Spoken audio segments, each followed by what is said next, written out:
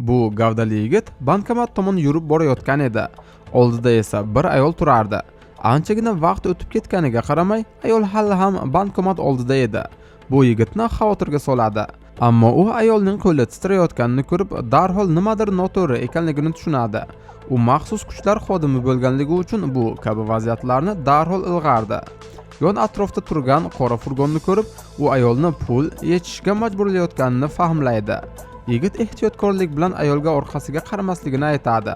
Bechora ayol esa bandit uning bolasini garovga olganini va pul olishga majburlayotganini aytadi. Yigit vaziyatning naqadar jiddiyligini tushunadi va ayolga o'rnidan qimirlamasligini tayinlaydi.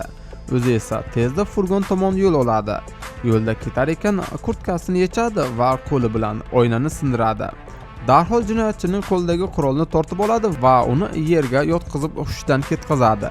Shu zahoti furgonning orqa eshigini ochadi va ona darhol yugurib kelib bolasini bag'riga bosadi. Yigit ularga ehtiyotkor bo'lishni va politsiyani chaqirishni aytadi. O'zi esa xuddi hech narsa bo'lmagandek bankomatga qaytadi.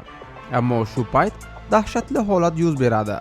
Bankomatdagi ekranga qarab, u qotib qoladi. Uning ipoteka qarzi 14 million edi.